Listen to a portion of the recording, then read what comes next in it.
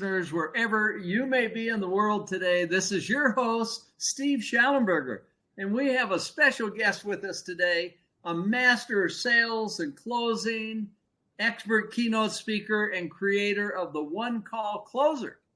It's a methodology that we're going to hear a little bit more about. He's a titan of the industry and just a really outstanding leader, from being Canada's #1 pharmaceutical sales representative to creating a multi-million-dollar coaching program. He has vast range of skills centered on the art of sales, among other things, which we're going to have the chance to talk about because our guest, who is Kayvon Kay, welcome, yes. Kayvon. Welcome. Thanks so much for that intro. Appreciate you. You bet. I mean, there's no way that you can be involved in sales and not care about people and not know how to build high trust and to have a high degree of character and honesty. So you just nailed that right there. I mean, there's the punchline. You already just handed that. That's the punchline of sales. It's interesting because I guess the one call closer is used to be what we talked about, but actually we're changing that to a concept called human-centric selling. Whoa. And it's all based around that we're humans. We need to listen. People need to feel heard. They need to feel seen. They need to feel liked. And sleazy, slimy sales tactics don't work. And authenticity, integrity, discipline, commitment is what makes great salespeople. Wow. There is a great summary right there. We're going to have Kayvon and I have had the chance to already visit a little bit before we started this interview. And I can tell you, for me, it was a real connect. And I'm looking forward to hearing from him, his experience. To start things off today, Kayvon, tell us about your background, including any turning points that have had a big impact in your life. Lots of turning points when you go in the world of business, as we know, and you set out a vision and you go to it. I always tell people, it's like you're sitting at the end of the mountain, right? And you're looking at the other mountaintop, and you can see it. You're like, it's not that far. We can make it happen. And we wish that there's a rope that takes us right from the one tip to the other, but there isn't. We have to start going down before we go up. And when we go down, we have all this energy still. We have all this vision. We have all this passion. We just go. We take the punches. We take the punches. What happens is when we get in the bottom of the valley and we start looking back up, the clouds are there. We can't see the tip anymore. The tip we once saw, it disappears. And what I find that a lot of people do is that's when they give up. They can't see it anymore. They lose hope. And they go and they spend just the same amount of energy it takes to go up the other side of the mountain. They go back up the mountain that's more comfortable to them because at least they know it, right? That's the fear, right? We go back to what's comfortable.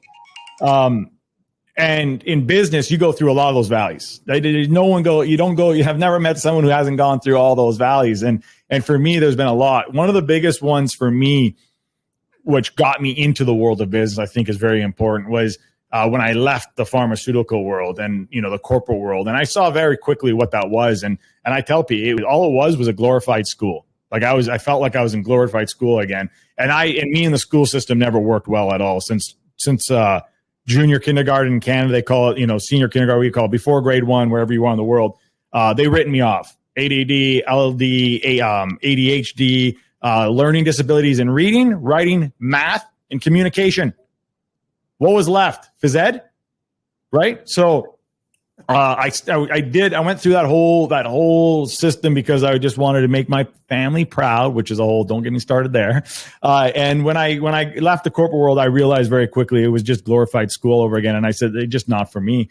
So I jumped into the world of entrepreneurship with vision and ideas and all this piss and vinegar and hopes and my dreams and thinking, it's going to take me 3 months, maybe worst case scenario, it's going to take me 1 year, 12 months. And as Tony Robbins always said, right, we overestimate what we can do in 1 year. We underestimate what we can do in 5. And sure enough, a year later, there I was, 7 days away from being bankrupt. No more, all that piss and vinegar gone, fears, kicking in.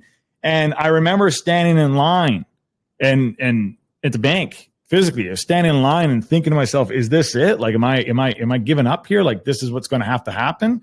And I remember in the books, if you read the books, they say like you are going to be pushed. Like most people give up right before they break through. And I thought about that and I said, this has to be that moment they're talking about. This is the moment, right? Like when everything's giving you the signs to give up, you don't, because you got to trust and believe in something that's bigger than better and more important than you are. So I went back to the drawing board. I went back home and I asked myself the question, like, where did I fail? What do I need to do? Needless to say, I found a mentor. Mentor says to me this, yeah, I'll give you your number one problem, but it's going to cost you $30,000. I said, oh my God. Okay. What would most people do? I don't have it, can't do it, and they accept defeat. No. What did I do? What are the books? What did Colonel Sanders did? He called how many people? It was like 700. The number's all different, but like it was over 798 no's. Well, I thought, okay, well, how many no's do I have to hear? 28. On the 28th call, called everybody in my network. Hey, I got a dream. I got a goal. You guys know about it. I need $30,000. Are you willing to lend it to me? On the 28th one, which was a pharmacist in my old corporate career, said, Kayvon, I always believed in you. Here you go. What's the terms? He goes, when do you think you can pay me back? And this was, I'll never forget this. This was a February 2017. And I said, and traditionally I would have been like 3 months, no problem. But I learned this time. And I said, well, to be honest with you, like I can say September, but it'd be really easy. It'd be nicer if we can roll this into like, the beginning of the year in January next year. Give me a year. He said, I'll give you this. He goes, in September 1st, you start paying me back $500 a month. In January 1st, I'm going to start charging you 7% interest on everything you owe me. It's a done deal. Give it to the mentor. Mentor gives me the best advice ever. Kayvon, you're not a marketer. You're a salesperson. Go be a salesperson. Thanks, tips. I paid you $30,000 for you to tell me that. But what he taught me was that there was this world where instead of trying to be the guy, so instead of trying to be the marketer or the influencer, go close for them. And I said, well, that's easy. We're like, where do I go? And literally, when I say literally, in like less than 7 days, I got a job working for a really big influencer at that time. 30 days later, I was making $35,000 a month. I was losing $25,000 a month after month, trying to build a business, trying to do Facebook ads, the copy, the landing page, all the hard nonsense. And I went from zero expenses to earning $35,000 a month. And then we started growing. And then that mentor, not even 3 months later, said, do you think we can teach this? And I said, oh, we can teach this, no problem. And sure enough, from there, 18 months from that moment, we went and built a $38 million company. We were training over, at that time, we were about 15,000 sales reps in 101 different countries. And we were doing some great things. That was back in 17, 18. From then, again, you go to the mountaintop, you got to rebuild again. There was, we had to redefine and rediscover. I had to go down my own journey at that point again. And well, that's when I built out the company called The Sales Connection, which was more it wasn't just about how many dollars we can bring in. It was more about actual real connection and the problems we can solve and the people we can connect to. Wow, that's a great background. Way to be, Kayvon. I love it. What experiences. Yeah. So I think what I'd like to, as far as for our listeners, and as you're going forward, what are some of the most important character traits that you found that have helped you through these hard times, and the things that have helped you be successful? I think the biggest one for sure I would say is this resilience and determination, right? Is this never giving up, no matter how hard it gets. Another thing I would say, which is very important, is the word you just said, is character. Is never giving up your character, never bending to be someone you're not. Do your best. I think the long road to success is harder. It involves a lot more obstacles and challenges. Versus, I believe the shortcut to success, it might be quicker, but you're going to have to be someone you're not. You're going to be pushed into doing some things that might not be integral. That's just my personal belief. And And I believed, and I've always maintained that I might not get there tomorrow, but I'll get there one day. And when I do, nobody can say I don't deserve it. Nobody can take it away from me because it's mine. I deserved, I built it, right? And nobody can say anything bad about me. They could if they want, but they would have no right. They would have no basis of saying anything negative about me. When did you discover that you had really special qualities that could help you make a great contribution? It's, I'd be lying to say that, one day I discovered it. I think it was through a lot of self-development. So again, I firmly believe you cannot give what you do not have. And you are a direct reflection of the results you get. So if you don't like the results you're getting in your life, you don't like the results you're getting in your business, your relationships, it all starts within. Most people are just too scared to actually go within because it's a hard thing to do.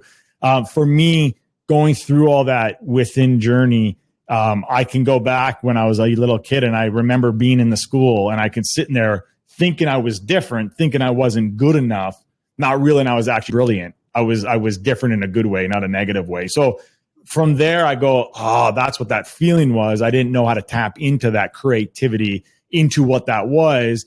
And then we sometimes run away, or we fear the one thing we know we need to do, or the one thing we are. And for me, as I mentioned in my story, I ran away from this idea of being a salesperson. I was done being a salesperson. And when I got realigned back into, no, that's who I am at my core, I now live in my greatness. I live in what I'm supposed to be doing. So I live a life now, even if I choose not to be let's call it a salesperson, or anything to do around sales, teaching it, growing it, putting it to the world, then I'm not even in being integral to who I am. I'm not in alignment. So even if I personally don't want to do it, it doesn't matter, because I know in my heart, this is what I'm supposed to do.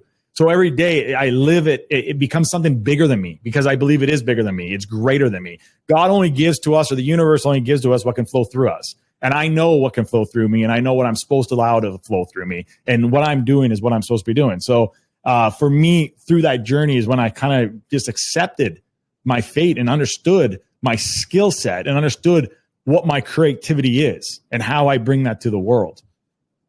Lovely. Okay. Well, let's tap into the sales side for a minute. And really, every one of us has some component where we need to persuade or encourage or sell, quote unquote, in promoting things we feel strongly about.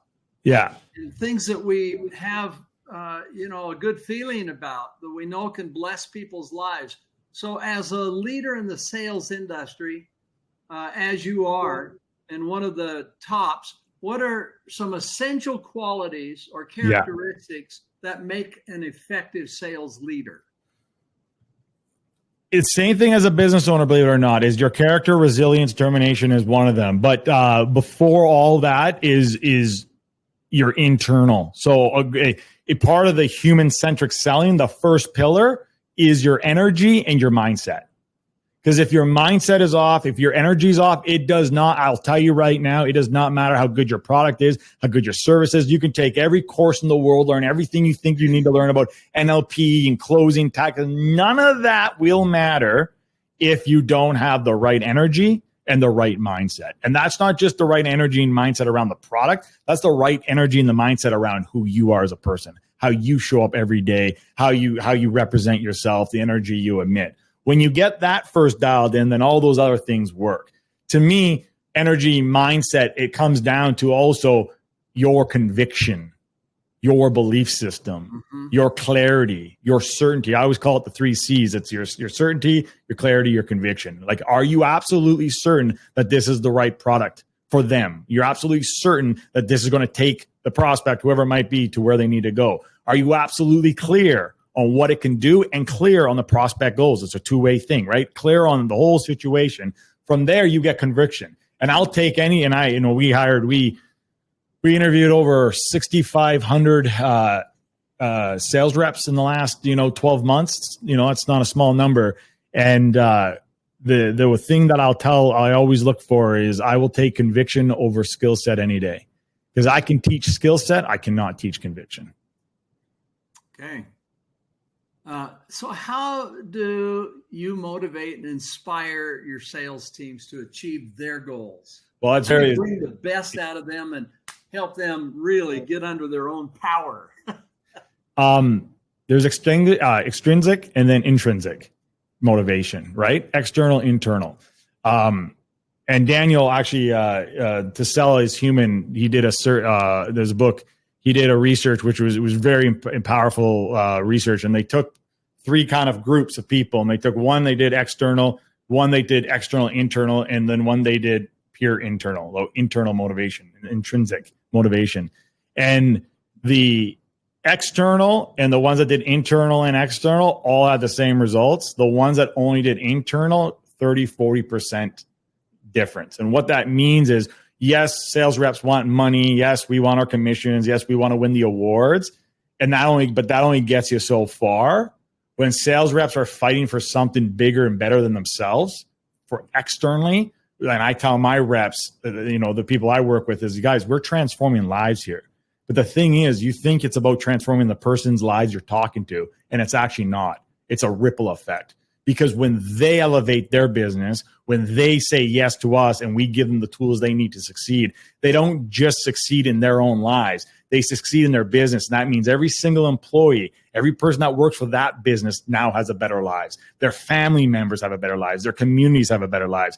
The ripple effect that we have is so much bigger than us. And when I can get people to understand that and think about it again, internally, how we're externally changing people's lives, and we're doing more than just a sales transaction. I say, we're not doing transactions, we're doing transformations. That's how we lead them. That's where you're going to get the most out of them. The rewards, the commissions, all important, but not nearly as much as when we can make it more about the passion and the mission of what the sales rep needs to do, how they feel about the product. Again, you think about this is, I always look at it, those big companies like the Facebooks, the Googles, they do it the best, right? Like what do? They give their employees all the food. They give them basically a place to stay. They give them, keep you at work as long as possible and give them everything they need. So these people start working not just for the dollar, they're starting to work for the bigger cause. They're starting to work to say, I work for Google. I'm proud of that. They give me the gym, all of that. When you motivate from there, we know science has proven it. You're way more successful. The carrot and the stick doesn't work anymore. Now, I come from the carrot and the stick personally, and it works for me because that's how I was raised. But I was failing as a leader, like really failing as a leader when I was just doing the carrot and the stick. And I realized, that doesn't work anymore. There's that, the why, Simon Sinek's why. It's like all that's very powerful. Oh, those are some great insights, Kayvon. Thank you for sharing those. Yeah. And the impact is that, you have the old quote, give a man a fish, you feed him for a day, teach him how to fish, and you feed him for a lifetime. You're helping create that framework of passion that drives them on thick and thin in the absence of you being there to help them. And so, it is a team effort. And what have you found, Kayvon? What strategies do you employ to foster a positive and collaborative sales culture? This kind of culture we're talking about and that you've been talking about. Well, that's, again, we're talking about, so I want to go back to then the human-centric selling, which is what my foundation is based off of. So the first pillar we say is energy and mindset within. So it all starts internally, right? The second one is intimate relationships. Intimate relationships, meaning you actually care about changing someone's business or changing someone's life. You actually listening to what they're saying. You're not listening to respond. You're listening to hear. Those are two very distinctive things. You understand that there's 3 levels of pain, of prospects' pain. The first level is what we call a surface level. That's like, oh, my podcast isn't getting enough viewers, or my Facebook ads aren't working, or whatever. The strategy's off in my business. Most sales reps think that that's where you play business. I don't do that. No. Second layer, which is hard to get to, but you get there, is more business or financial. As a result of all these things happening, how's that affecting you financially? What does the bottom line look like? What does the business's financials look like? But when you want to play the real human-centric game, it's when you get to the third level, which is the personal level. that personal level is as a result of all those things happening. How does that make you feel? How do you sleep at night? Did you ever see yourself in this position? What happens if you don't change it? When we get to a real intimate relationship, that's when we get to hear and see what's really going on. Because if I understand what's really going on for the prospect and I care more about them than my commission, so I say more about the mission, not the commission, then it allows me to say yes to the right people, to say no to the wrong people, and put the people that I can help into the right direction where they need to go so they can be helped by the right people. And I believe that's why I don't believe in always be closing. I believe in always be connecting. Two different things. Yeah, that's excellent. And then the third, I just want to say this because there was what's the third? The third is love of the game. You got to love the game. You got to see you. If you're a sales, I'll tell you this: if you're a business owner right now, and if you're a sales rep right now, and I know true business owners don't do this, but if you are and you're wondering why and you're not succeeding, I'll tell you this: if Friday night comes around and you take your cape off and you're hanging on the coat rack, and then you put on whoever you want to be on the weekend, and you go out as that person, and then Monday you're like, oh, work day, put my cape back on, you're going to fail. Love of the game is you never take that cape off. Love of the game is, I'm not sure if you know the story of Kobe Bryant with the 2000, I think it was the 2008 NBA gold medal game that they won in the Olympics. They were training, so I'll tell you, it's a very good story. They were training in Vegas before they won the gold medal. And after a week's hard training, the team decided to go out for the night and have a good time, party, except one guy. And so they got all dressed up. They went out. They did the thing you can imagine what NBA guys are going to be doing in Vegas, right? 5 a.m., they come rolling back into the hotel lobby to go to bed. And there's the one player that didn't go out is sitting in the lobby going, ready to leave. And they come in, they go, Kobe, what's going on, man? Like, where are you going? Calmly says, I'm going to the gym. The players, they were so perplexed going up the elevator. They were talking to each other and they're going like, can you believe like this is like this guy's on another level. Like this is insane. Like we're out having a good time. This guy's going to the gym. We're going to bed. Funny thing about that story, you talk about true leadership. The next day, LeBron James, 5 a.m., he's in the gym with Kobe. But what happened is by the end of the week, the entire team was in the gym at 5 a.m. with Kobe before practice started. That's the leadership. That is what I call love of the game. When you play at that level, you cannot lose. That's being authentic. That's being integral. That's showing up with authenticity at a level that no one's seen. That's where you don't go from sales commissions in transactions, where you go to sales transformations and connections in impact and significance.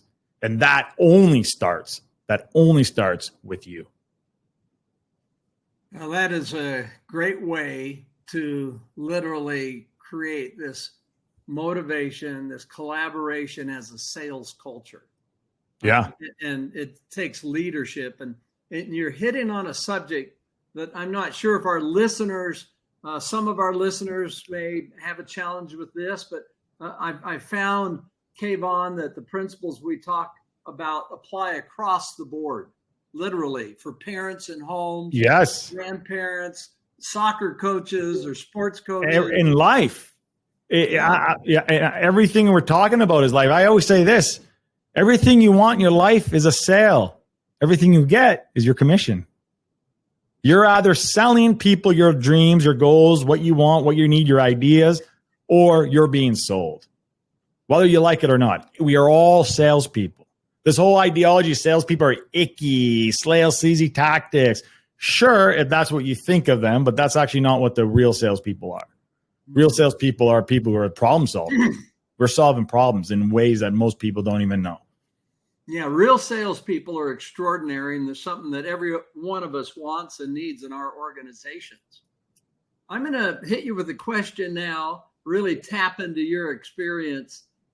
It's something that some of my clients have struggled with. I know that we have in our own company. And that is, I look sometimes at our whole list, our whole group of salespeople, outreach people, whatever they, you might want to call them.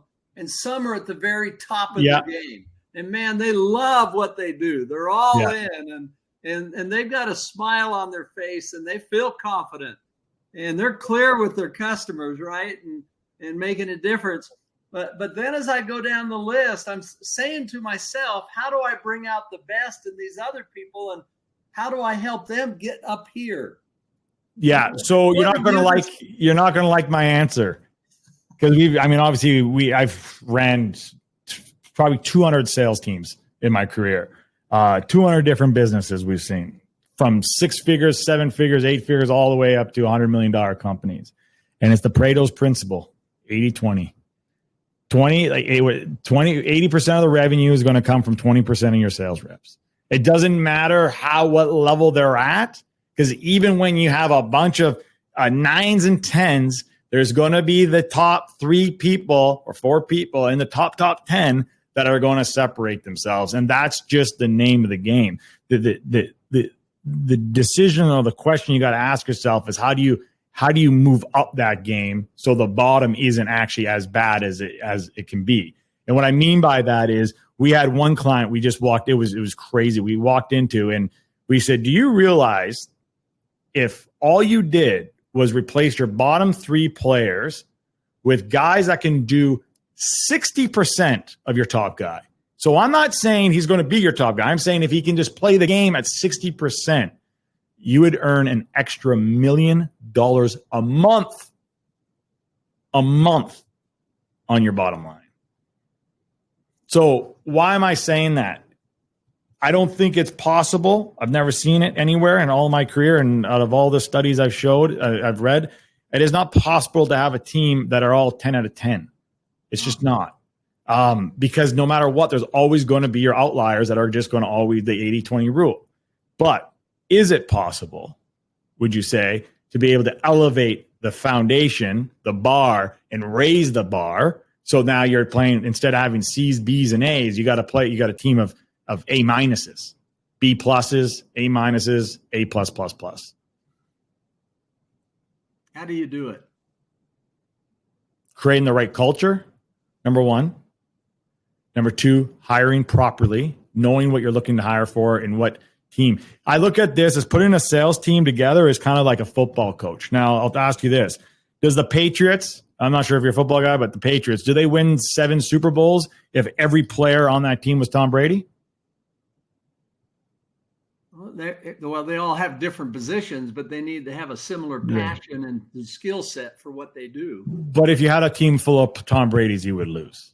Because it wasn't just Tom. Tom was a phenomenal leader, obviously, and we're not talking about that. We're saying that you got to develop a team off of different skills in the team you want. So on teams we got the hot young guns. You got the guns that are going to get you the sales. They're probably going to cause you some headaches, but it's worth it because they're going to get you the sales.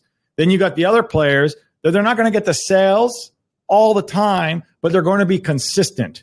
And you can always rely on them being consistent, because whether they're having a good day or a bad day, unlike the top guns who on a bad day, they're really bad, and on great days, they're really good, you can rely on your consistency. Then you have the other types of players who are maybe not the best sales reps, but they're great leaders on the team.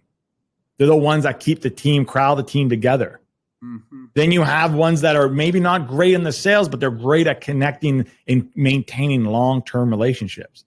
Because if you have a bunch of all just high, up and down players, your business is going to be consistent, right? If you have a bunch of people that just only know how to play long-term games, you're not going to get the right now sales. So it's about assembling the team properly based on their skills, their knowledge, on what their the core assets, how trainable, how coachable they are. We actually have an assessment where we look at 68 different traits of a salesperson. So you don't even get on my team unless you take this assessment. So we know where you are in sales. We can tell right away when it's not so much of a pass or fail, but it's an assessment. So if you don't meet a certain criteria in this assessment, we won't even hire you. We don't care what your background is. I don't care how much you were recommended to me. I don't care how many dollars you sold in your past. You can't pass. It's just not a fit for us because we know what we're looking for. Yeah. So there's an art to it. There is not a one. If anyone, I'll tell you this, if anyone says to you, oh, there's one way to do it, they're lying to you, because it's just like building a business. There's multiple ways of going at it. There's a lot of nuance to it, but there's things that you can put in place and understand and know, i.e., the ideology of saying I'm going to get a bunch of 10s is just like, that's like this word, that's the word of perfection versus excellence. I'm going to be excellent. How do I raise my bar so I have a bunch of 9s and 10s instead of just me? I thought that everyone's a 10, because not everyone's a 10. You get your A players, you got your B players. Wonderful. Great insights. So we're at the end of our interview. Like, how fast did that go, Kayvon? That goes fast. So before we're done today, I'd love if you could take a couple of minutes and share any final tips with our listeners that you think might be of greatest value for them. I said this in kind of throughout the whole conversation, but I'll say it in a one line. When you put yourself first, you'll end up on the bottom. When you put the prospect first, you'll always end up on top. Great. And everything that goes into it, the caring, the trust, the loving, the being honest, hard work, being good at what you do. Discipline. Yeah. Oh, well, great job. What a fun interview. How can people find out about what you're doing, Kayvon? I make it very easy. If you go to kayvon.com, that's KAYVON.com, you'll be able to get all my socials. Any way you want to connect with me, either email, social, newsletter, all of that, go there. Kayvon.com, KAYVON.com. Well, what a delight it's been to be with you. Thank you for all that you've done. Compliments on your accomplishments and the career that you've had and continuing to have, and blessing a lot of people.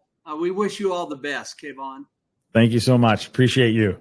You bet. Thanks. And to our listeners, Kayvon and I had the chance to talk about becoming your best and the 12 principles of highly successful leaders. And Kayvon's going through and saying, yes, yes, yes, going through each one of the 12, saying, oh, yeah, this is it. Yeah, this one's important. Yeah, that was great. Well, that's what you and I are working on. And this just fits right in with the 12 principles all the way along. And especially apply the power of knowledge. And what Kayvon shared with us today are a whole bunch of insights that can help really every single one of us as we think about them. So we wish you, our listeners, all the best as you're working on having a great day today. And so thank you for being with us. This is Steve Schallenberger, your host, signing off.